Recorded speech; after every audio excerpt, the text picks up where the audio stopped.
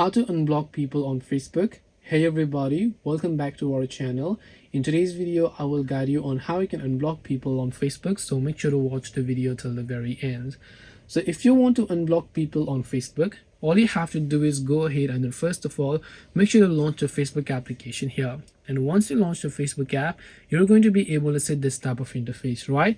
If you have blocked people in the past and you would like to unblock them, make sure to tap the three lines option located from the top right hand side of the screen. Once you tap the three lines option from the top right hand side of the screen, you want to make sure to tap the gear icon again to come to the settings page here. Once you come to the settings page, simply scroll down over here. You should be able to find under audience and visibility an option called blocking. So make sure to tap the blocking option here.